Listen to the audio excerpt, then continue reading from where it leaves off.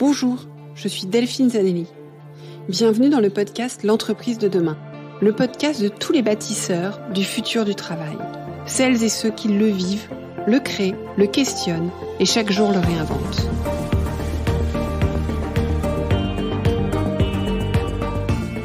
Une entreprise plus vertueuse et soucieuse de son impact social pour une société meilleure.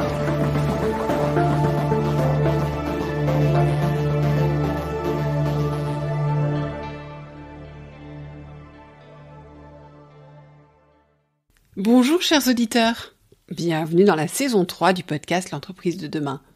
Comment allez-vous ? Je suis ravie de vous retrouver après ces quelques semaines de pause. Enfin, pause surtout pour moi du côté du podcast parce que j'ai vu que vous étiez nombreux à écouter les anciens épisodes ou à les réécouter. Vous avez mis ce temps à profit, bravo, et puis surtout merci pour votre fidélité. J'espère que vous avez aussi pu profiter d'un temps pour vous, avec vos proches, vos amis, que vous avez pu déconnecter, laisser votre esprit vagabonder, pour revenir plein d'énergie et d'envie. Et ce, malgré tout ce qui s'est passé dans le monde cet été. L'entreprise de demain, c'est donc reparti, pour une nouvelle saison qui s'ouvre dès aujourd'hui et qui comportera de nombreuses surprises, que je vous dévoilerai au fil du mois de septembre. Je vous propose d'ouvrir la saison 3, néanmoins avec quelques tips de rentrée, pour bien démarrer l'année avec vos équipes, vos collègues, vos partenaires. Pour vous permettre de revenir aux fondamentaux, de redémarrer sur de bonnes bases, en mettant en place les essentiels qui feront la différence dans les semaines à venir. La différence dans votre envie de travailler ensemble, la différence dans la qualité de vos relations, mais également dans votre performance individuelle et collective. Les fondamentaux de l'entreprise de demain, depuis toujours en fait. En tout cas, de bons basiques avec lesquels j'ai commencé à travailler il y a 25 ans. Mais bon, on est tous comme ça, on veut toujours mieux faire, on veut adopter les dernières méthodes, et puis on en oublie des basiques. Alors, dans l'environnement complexe que nous connaissons, je vous propose de revenir à l'essentiel avant d'aller plus loin, beaucoup plus loin, ensemble, ces prochains mois. C'est Ludovic Giraudon, auteur de Dream Team, qui vous en parle. Je vous propose de l'écouter. Bonjour Ludovic. Bonjour Delphine. Alors Ludovic, merci d'avoir accepté mon invitation et pour commencer, comme à l'habitude, je vous propose de vous présenter. Avec plaisir. Ludovic Giraudon. Moi, je dirais que dans mon parcours, il y a deux grands piliers, deux grands fils rouges qui ont toujours été ou quasiment toujours été présents. D'abord l'entrepreneuriat et le management. L'entrepreneuriat d'abord parce que c'est vrai que moi j'ai monté ma première entreprise en 2011 dans l'univers des médias que j'ai cédé en 2016 et puis ensuite dans la foulée j'ai rejoint une association qui s'appelle Réseau Entreprendre et qui accompagne des entrepreneurs. Donc ça a été ma manière à moi de continuer à rester dans le bain de l'entrepreneuriat en accompagnant ceux qui se lançaient. Et le management aussi parce que c'est vrai que c'est un sujet qui m'a toujours interpellé. Dans mon parcours, pas forcément toujours de la bonne manière d'ailleurs, puisqu'au début de mon parcours en tant que collaborateur, j'ai pas toujours fait de bonnes rencontres sur ce sujet, et c'est vrai que moi, quand moi-même je me suis retrouvé à manager, je me suis rendu compte à quel point effectivement c'était difficile et galère de manager. Donc c'est un sujet qui m'a d'abord interpellé, puis intéressé, puis passionné, puis c'est allé jusqu'à l'écriture d'un livre qui est sorti en fin 2019, que j'ai remis à jour depuis, puisqu'il s'est passé quand même pas mal de choses depuis. Donc qui s'appelle Dream Team, et donc maintenant j'ai lancé mon activité où à la fois je crée du contenu, je forme des managers et je prends la parole auprès d'entreprises sous forme de conférences pour la grande mission étant d'améliorer la relation entre managers et collaborateurs, faire en sorte que ça se passe encore mieux qu'hier. Alors du coup aujourd'hui la rentrée 2021, ça veut dire quoi améliorer la relation et faire en sorte que ça se passe mieux? C'est une vaste question, mais c'est vrai que là, on sort d'une période quand même très compliquée pour tout le monde, avec des réalités en plus très différentes selon les entreprises, parce qu'on a des entreprises qui se portent très bien malgré la crise, ou parfois même grâce à la crise, et puis on a d'autres qui souffrent beaucoup, et puis aussi selon les métiers, la réalité est très différente. Moi, c'est le premier constat qui me frappe, c'est vraiment la différence de réalité, des boîtes qui se portent très bien, d'autres très mal, des collaborateurs qui bossent comme des malades, d'autres qui sont au ralenti, encore au chômage partiel pour certains. Donc en fait, c'est la première chose qui me frappe, c'est vraiment celle-ci. C'est vraiment l'hétérogénéité des situations, et puis surtout le côté inédit parce que en fait, on se rend compte depuis un certain temps maintenant que c'est pas un sprint, mais que c'est un sacré marathon, cette histoire, et qu'il va falloir tenir dans le temps. Et là, je sens beaucoup de fatigue, parce que, un peu comme d'ailleurs l'année dernière où les gens avaient un peu oublié le Covid pendant l'été. Et là, on l'a pas trop oublié parce que, voilà, les médias ont relayé quand même une quatrième vague qui était en train d'arriver ou déjà là. Et je sens beaucoup de fatigue malgré le retour des congés. C'est un peu antinomique, mais je sens pas mal de lassitude. Et c'est vrai que ça, du coup, il faut prêter à ces sujets encore plus attention, je pense. Lassitude côté manager ou côté collaborateur? Des deux côtés, parce que pour le coup, moi, c'est un sujet qui me tient à cœur, c'est que la relation, elle se fait toujours à deux, et c'est vrai que souvent, on met beaucoup de choses sur le dos des managers. Alors que les managers, depuis 1 an et demi, 2 ans quasiment, ils sont en première ligne. Et c'est vrai que il faut pas oublier que les collaborateurs ont aussi un rôle à jouer vis-à-vis de leurs collègues, vis-à-vis d'eux-mêmes déjà, vis-à-vis de leurs collègues, et puis aussi vis-à-vis de leurs managers. Donc je pense que c'est vraiment un sujet qui est à travailler finalement à 360, et surtout pas en mode descendant, en disant que c'est le manager qui va venir sauver la situation. Non, pas du tout. C'est en se serrant les coudes et en faisant attention aux uns et aux autres dans tous les sens que finalement ça se passera du mieux possible. Alors là, je peux que abonder dans votre sens, parce que ça a toujours été mon discours, le fait que c'était une relation et qu'on est deux dans une relation. Alors, c'est pas, on est plusieurs. Et effectivement, qu'il faut regarder de tous les côtés et pour faire avancer les choses. Ça me vient du fait que souvent on surforme les managers et on ne comprend pas que ça n'évolue pas, mais en fait on fait évoluer totalement la posture managériale sans faire jamais évoluer la posture du collaborateur.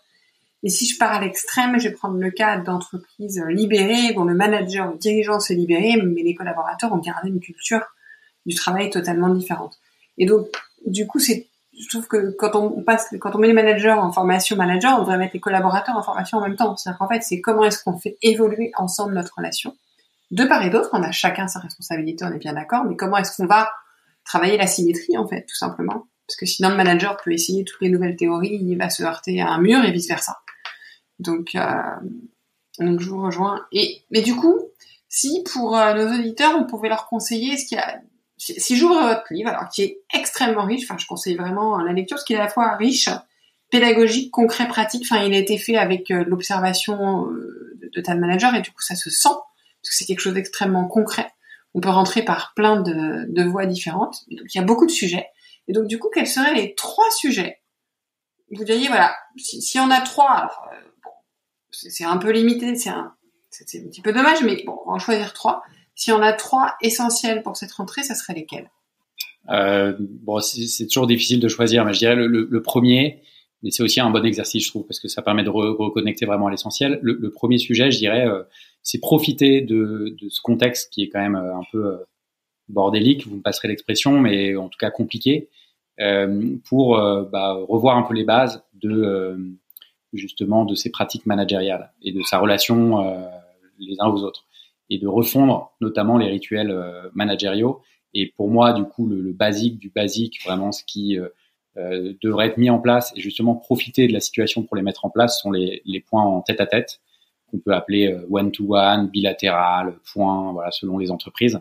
Mais en tout cas, avoir un moment récurrent, donc chaque semaine, tous les 15 jours, privilégié avec chacune des personnes de son équipe, pour non pas que ce soit un moment de reporting, parce que souvent, moi, j'ai des managers qui me disent, en fait, je fais déjà des points en tête-à-tête, et quand je creuse, je me rends compte en fait que c'est juste une revue de to-do list du collaborateur, c'est juste une revue des points, de là où il en est sur tel ou tel projet. Alors, à mon sens, ces points-là ne doivent pas être évidemment du reporting. C'est vraiment des moments où justement on prend la température et on prend de la hauteur pour savoir comment le collaborateur se sent, comment est-ce qu'il se projette, de quoi est-ce qu'il a besoin sur les sujets de sens, de reconnaissance. Et voilà. Et je vois vraiment ces moments aussi comme des antennes relais, des moments collectifs. Donc, je dirais le premier basique, c'est soit de mettre en place, si on les avait pas mis en place, ces points en one-to-one, soit, si on les avait mis en place dans le passé, se poser la question de savoir est-ce qu'ils répondent réellement à ces besoins-là, à quoi ils servent, et pourquoi pas co-construire l'agenda avec son collaborateur. Donc ça, je pense que c'est le premier sujet. Le deuxième sujet, pour moi, qui serait clé. Non, c'était presque isoler ces one-to-one des points business, en fait. En faire un vrai moment d'échange. Exactement. Alors c'est vrai que je sais que le problème des managers souvent c'est le temps. Donc pour non pas démultiplier les points et pas avoir un point business et un point où on prend de la hauteur, pourquoi pas fusionner ça dans un même point. Mais moi ma recommandation du coup très concrète, c'est de commencer par les sujets justement où on prend un peu de hauteur et où on a des discussions parfois jusque philosophiques avec ses collaborateurs. Parce que sinon, le risque, si on commence par le business, si on a 45 minutes, par exemple, de réunion, en fait, on va se rendre compte qu'à la 43e minute, qu'on n'a pas commencé à aborder la deuxième partie de la réunion. Et du coup, évidemment, c'est celle-là qui passe à la trappe. Et après, on n'a plus le temps et on passe à autre chose. Et donc, moi, je recommande vraiment d'arriver avec un agenda précis, de se dire, OK, il y a 2 temps très précis. Et dès que le collaborateur arrive sur le terrain business, reporting ou autre, lui dire, attends, on a d'autres sujets à voir, mettons-les de côté, on commencera à telle heure à en parler. Donc effectivement, vraiment dissocier les temps et de s'assurer qu'on ait vraiment un temps privilégié, qu'on tienne. Ça veut dire aussi côté manager d'arriver à l'heure, aussi côté collaborateur, mais d'arriver à l'heure, de préparer ces moments et aussi vraiment d'avoir conscience. On disait tout à l'heure qu'une relation c'est à deux, que c'est avant tout le moment du collaborateur et c'est pas le moment du manager qui va venir contrôler ce qui s'est passé ou qui va venir faire du descendant pour relayer les messages de la direction. C'est avant tout des moments où on est en posture d'écoute, où on pose des questions ouvertes. Et je dirais presque que ce sont des moments où on devrait écouter 80% du temps et ne parler que 20%. Et faire comprendre ça aussi, instaurer cette culture du one-to-one auprès de son collaborateur pour lui dire vraiment ce que sont ces moments, ce que doivent être ces moments, ce qu'il peut en attendre et aussi lui fournir du contenu en amont pour l'aider un peu à réfléchir et à savoir quel sujet est-ce qu'il souhaite aborder lors de ces points-là. Parce que souvent, il y a un peu le syndrome de la page blanche côté manager, mais aussi beaucoup côté collaborateur. Donc en fait, on se voit en se disant bon, rien de neuf, rien de nouveau depuis la semaine dernière. Voilà. Alors qu'en fait, est-ce que tu comprends le sens de ton job? Est-ce que tu as assez de reconnaissance dans ton boulot? Quels sont les signes de reconnaissance les plus importants pour toi? Voilà, c'est des questions sans fond presque. Et en fait, c'est vraiment dommage de pas les aborder et de se limiter du coup à des points très micro, très terre à terre, très qui font le quotidien finalement du collaborateur. Là, l'idée, c'est vraiment de lui donner du souffle en l'amenant sur d'autres choses.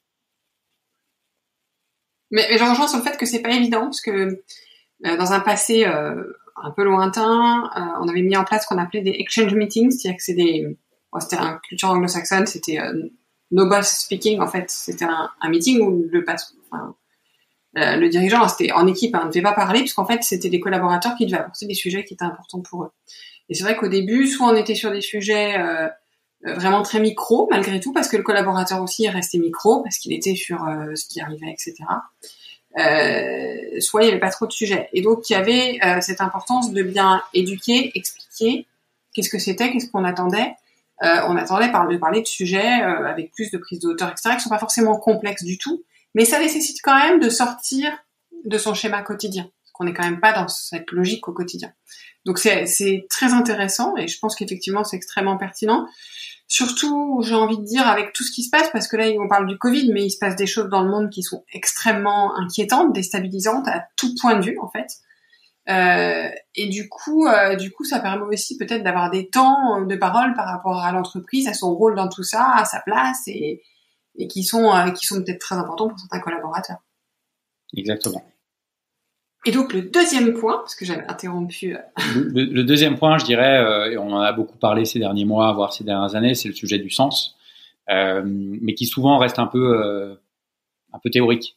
Et c'est vrai que le sujet du sens, il est clé parce que voilà, il faut se reconnecter avec le pourquoi on fait les choses. C'est aussi comme ça qu'on est engagé dans son job. Comprendre le pourquoi aussi des autres, parce que c'est comme ça aussi qu'on interagit mieux avec eux.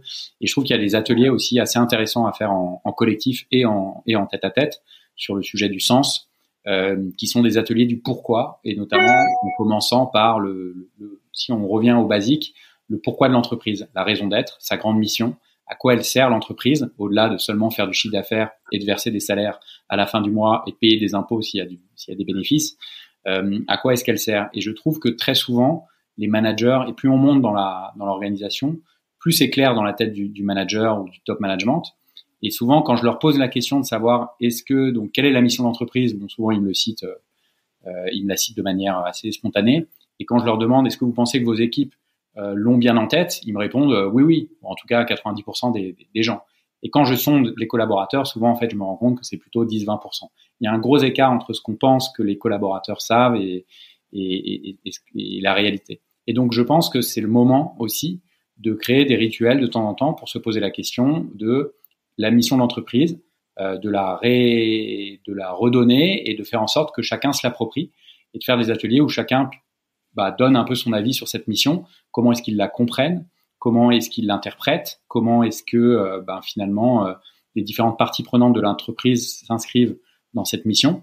Donc ça, je trouve que c'est des ateliers aussi assez intéressants à faire sous forme de tour de table. Et après, il y a un deuxième niveau aussi, parce que parfois la mission de l'entreprise, c'est un peu trop macro pour soi et on a du mal à raccrocher les wagons avec sa mission du quotidien. Donc il y a un deuxième exercice que je trouve assez intéressant à faire, qui est le pourquoi de l'équipe. Le pourquoi de l'équipe, c'est donc vraiment se poser la question de collectivement à quoi on sert. Ça paraît tout bête, mais on n'est pas juste là pour faire des réunions, envoyer des mails et faire en sorte que tel sujet avance. En général, quand on prend un peu de hauteur, en fait, on se rend compte qu'on a une mission beaucoup plus noble qui sert positivement la grande mission de l'entreprise. Donc, se poser la question de la raison d'être de l'équipe, aussi, ça permet de reconnecter le sens avec ce qu'on fait et de se repositionner aussi dans l'ensemble de l'organisation et de comprendre pourquoi la communication, pourquoi un service de recouvrement, par exemple, un service de recouvrement, c'est pas forcément le service le plus glamour, le mieux valorisé au sein d'une entreprise, mais ils sont pas juste là pour relancer les clients. En fait, ils sont là pour faire en sorte que la trésorerie de l'entreprise soit la plus saine possible, permettre à l'entreprise d'investir, d'avoir confiance en l'avenir, d'embaucher, de recruter, etc. Donc en fait, la mission d'un service de recouvrement, elle est beaucoup plus noble que ça. Et c'est pour ça que je trouve que c'est intéressant de faire cet exercice en collectif, en équipe, sur le pourquoi de l'équipe, parce qu'on se rend compte qu'on a une mission, encore une fois, qui nous dépasse et qui dépasse notre fiche de poste du quotidien. Donc c'était des petites illustrations pour montrer que le sujet du sens, c'est pas qu'un sujet philosophique et un peu stratosphérique, et qu'il y a des méthodes comme ça qui permettent de faire réagir les collaborateurs et puis que chacun puisse individuellement et ensuite collectivement se réapproprier ce sujet du sens. Et puis je pense que c'est assez simple de le faire une fois par an même, parce qu'en fait, même si vous le faites bien, le quotidien reprend le dessus une fois de plus, et donc on se déconnecte du sens. Le quotidien, les décisions qu'on n'a pas comprises, les impressions qu'on a changé la stratégie, parce que si vous interviewez les collaborateurs, ils ont très souvent l'impression qu'on a changé de stratégie. Or, on n'a pas changé de stratégie. On a parfois changé, on a parfois changé de stratégie, mais pas de vision. C'est-à-dire qu'on sait toujours où on veut aller, mais parfois on a ajusté par rapport à des réalités, etc. Donc, de reconnecter tout le temps, et aussi par rapport au rôle de l'équipe, qui est parfois mis à mal par les autres équipes, etc. Donc, je pense que c'est extrêmement sain. Et je pense qu'il faut pas le prendre comme un aveu de faiblesse, c'est-à-dire que c'est pas parce qu'on a mal fait précédemment, c'est que voilà, c'est des choses qu'il faut sans arrêt reprendre. Et en tant que manager, logiquement, c'est vrai qu'on a souvent la tête dedans, moi en tant que collaborateur. Donc, je vous rejoins complètement. Et donc, le troisième point, je dirais que ça tourne autour de ce que j'appellerais la surcommunication. Quand je parle de surcommunication, en fait, moi j'ai pour habitude de dire que communiquer, c'est répéter. Et c'est vrai que quand on est dans des contextes anxiogènes, mouvants, où du coup effectivement la stratégie peut un peu évoluer, les plans d'action, les rôles de chacun, les attentes, tout est un peu mis à mal en ce moment, encore plus que d'habitude. Et donc je pense qu'il y a un vrai rôle côté manager, et c'est aussi vrai côté collaborateur, à surcommuniquer, c'est-à-dire vraiment pas hésiter à répéter les grands messages, que ce soit en collectif, que ce soit en individuel, vraiment voir ça, chaque interaction comme une petite antenne relais qui vient en fait renforcer les messages, parce que d'autant plus quand on a une organisation hybride et où une partie de la semaine on a ces équipes qui sont éloignées, en tout cas tout ou partie de son équipe, avec des organisations du coup qui deviennent assez complexes. Le manque d'information peut arriver beaucoup plus vite que d'habitude. Tout est vraiment exacerbé quand on est à distance, et notamment ce côté manque d'information. Et le manque d'information, il peut aboutir déjà façon très rationnelle à des mauvaises prises de décision, et puis surtout, d'un point de vue relationnel, à des petites tensions qui peuvent se transformer, des incompréhensions qui se transforment en tensions, voire même en conflits. Et donc pas hésiter en fait à radoter presque. Et je croise tous les jours des collaborateurs qui me disent qu'ils n'ont pas assez d'informations de la part de leur manager. En revanche, j'en croise jamais qui me disent, en tout cas je l'ai pas encore croisé, celui qui me dira ou celle qui me dira, que en fait son manager lui en dit trop et que en fait il est trop transparent, qui se répète. Et c'est presque le jour où nos collaborateurs ou notre équipe nous dira attends, là c'est bon, là on l'a compris, ça fait 3 fois que tu nous le dis. Bon là c'est je caricature bien sûr, mais c'est là où on aura fait son job jusqu'au bout, quoi. Donc je pense que vraiment le manque de communication, pour moi, ça va être le fait de bien communiquer, c'est ce qui fera, je pense, selon moi, un des facteurs clés de succès des équipes dans les mois à venir, et la performance des équipes, et aussi le fait d'être bien dans ses baskets. Et bien souvent, il y a un biais cognitif qui fait que quand c'est très clair dans notre tête, on a l'impression que c'est très clair dans la tête de l'autre. En fait, non. Quand on dit ça va mieux en le disant, c'est un peu un grand poncif, mais c'est une réalité, et faut pas hésiter. Faut pas hésiter. Ouais. Mais en plus, je pense que les 2 premiers points nourrissent le 3e. C'est-à-dire que si vous avez une bonne écoute lors des moments collaborateurs, si vous travaillez régulièrement sur le sens, etc., pourquoi, vous voyez aussi ce sur quoi vous avez besoin de communiquer. Donc ça vous aide dans votre communication. Et puis j'ai envie de dire, pour être dans la symétrie des attentions, comme on l'évoquait au départ, peut-être dire aux collaborateurs aussi pour cette rentrée d'être aussi à l'écoute de cette communication, mais aussi poser les questions, aller chercher l'information, se renseigner, chercher à interroger sur le sens si on ne comprend pas, donc être aussi proactif par rapport à ça, parce que c'est vrai que c'est des sujets importants, et peut-être qu'après la déconnexion de l'été, on a le cerveau un peu plus ouvert, voilà, on est un peu moins dans le guidon, donc on a cette capacité à essayer d'aller chercher tout ça. Ouais, tout à fait. Je pense qu'effectivement, être acteur notamment de ce fameux pourquoi qu'on évoquait tout à l'heure, on doit chacun être effectivement le relais en fait de cette question, et aller chercher l'information, la diffuser dès qu'on le peut à notre échelle. C'est vraiment clé. Encore une fois, on peut pas tout attendre de sa direction générale, de son ou sa DRH. On peut pas tout attendre de son manager. Donc c'est aussi à nous. On a souvent beaucoup plus la main sur notre destin professionnel et sur les leviers pour agir à la fois sur nous et puis encore une fois sur ceux qui nous entourent et vis-à-vis de son manager. Donc tout à fait, ça c'est vraiment clé à mon sens. Eh ben merci Ludovic.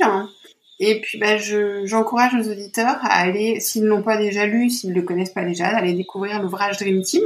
Et puis vous suivre aussi sur les réseaux, parce que vous êtes très actifs, alors notamment sur LinkedIn, peut-être que sur d'autres réseaux aussi, je sais pas. Sur YouTube, sur des choses comme ça. Je suis essentiellement sur LinkedIn et Twitter. Voilà, j'ai décidé d'appliquer un principe dans l'entrepreneuriat qui est le focus. À un moment donné, j'étais sur trop de réseaux et du coup, je les faisais mal. Donc, je me suis recentré sur LinkedIn et Twitter. Donc, avec plaisir pour prolonger l'échange au travers de ces réseaux. Un grand merci en tout cas, Delphine, pour l'invitation. À bientôt. À bientôt. Merci, Delphine. Merci pour votre écoute. Rendez-vous jeudi prochain pour un saut dans le futur. Je vous ai dit qu'on irait beaucoup plus loin ensemble. Et puis, qui dit rentrée, dit bonne résolution. N'oubliez pas de noter, de faire connaître le podcast, de le commenter sur Apple Podcasts ou sur la plateforme sur laquelle vous écoutez. Merci encore, à bientôt.